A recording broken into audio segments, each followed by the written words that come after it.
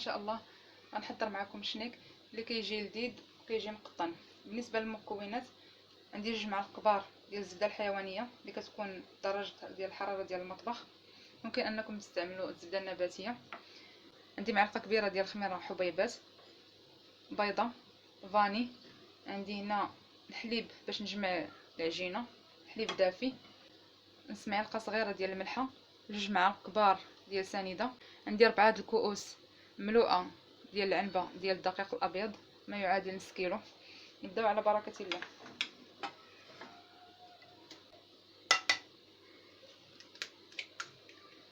ناخذ البيضه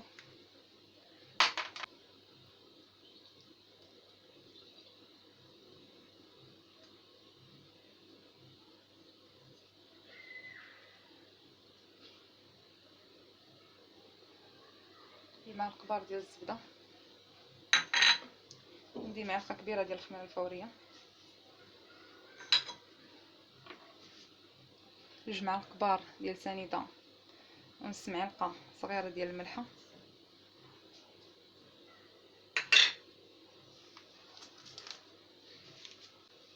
عندي فاني،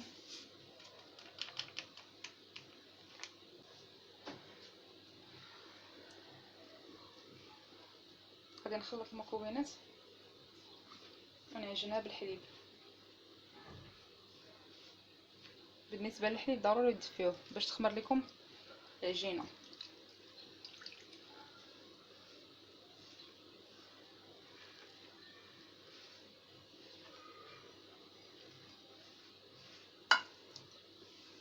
انا غادي نزيد الحليب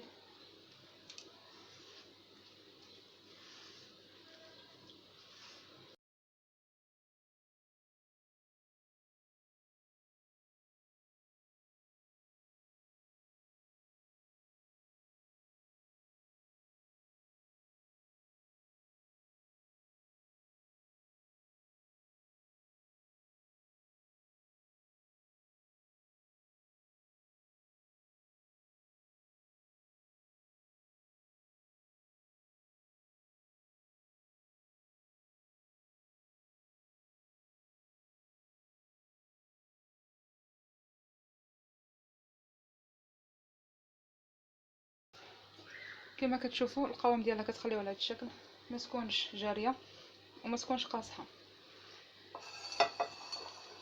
غنديرها في اناء نغطيها شويه حتى تخمر ومن بعد نطلقوه. من بعد ما خليت العجينه ديالي شويه حتى خمرات كما كتشوفوا، غادي نحاول انني نسرحها.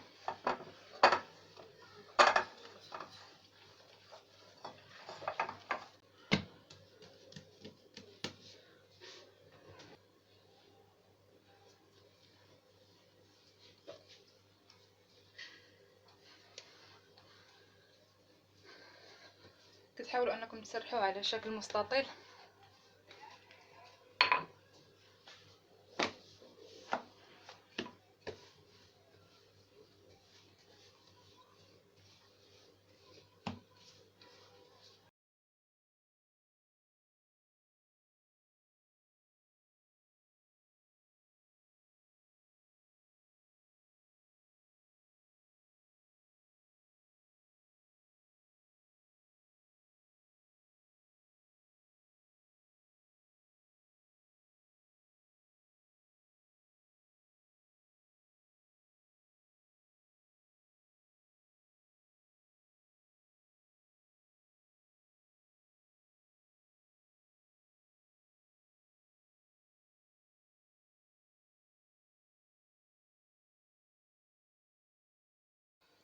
بالنسبه للسمك حاولوا انكم ما تخليوهاش غليظه بزاف وما تخليوهاش رقيقه بزاف، تكون بين وبين كما كتلاحظوا.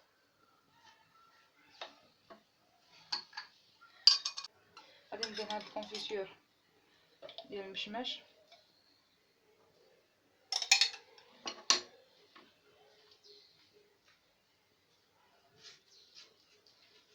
غادي نسرحو كامل.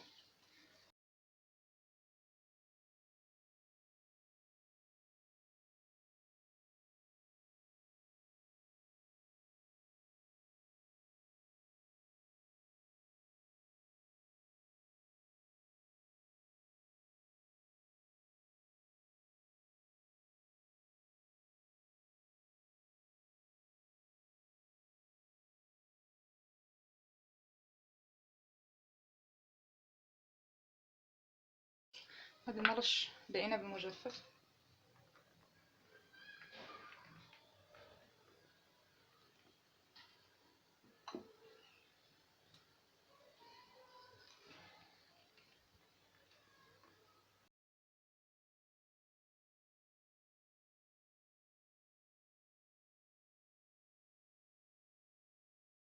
من بعد ما رشيت عليها كامله العنب المجفف غادي نبدا نرولي فيها شويه بشويه، كتمشيو معاها غير بشويه بشويه.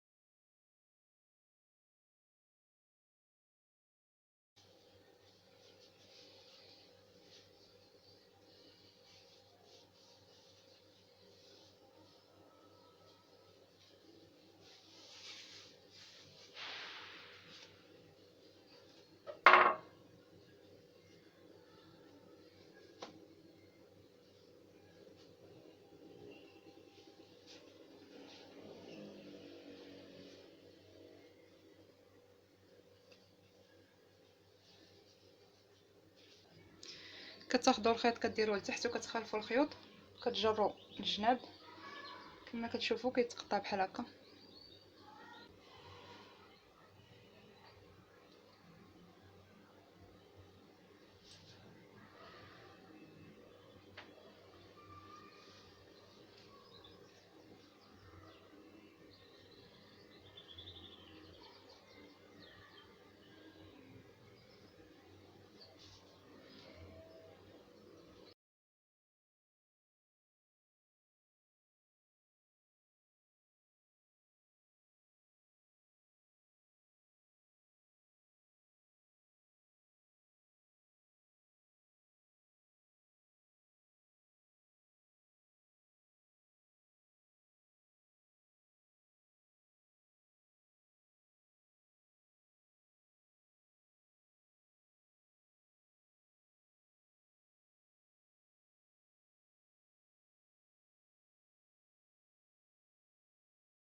من بعد ما كملتهم في التقطاع ستفتهم في اللاطه.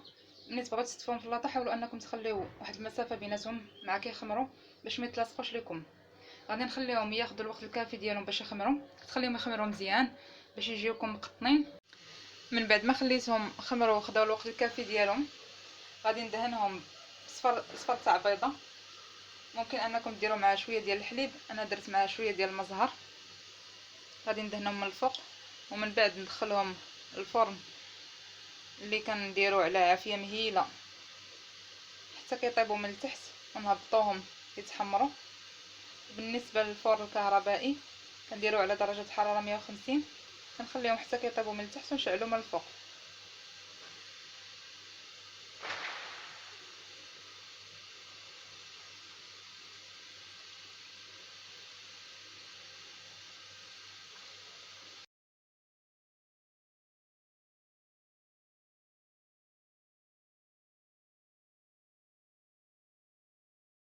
هذا هو الشكل النهائي ديال الشنيك من بعد ما خرجناه من الفران. التزواق كيبقى لكم على حساب الذوق ديالكم نتوما. انا دهنتهم بشويه ديال العسل ورشيتهم بشويه ديال الكاوكاو مهرمش. كنتمنى من اللي شاف الفيديو يبارطاجيه مع الاحباب والاصدقاء ويضغط لايك.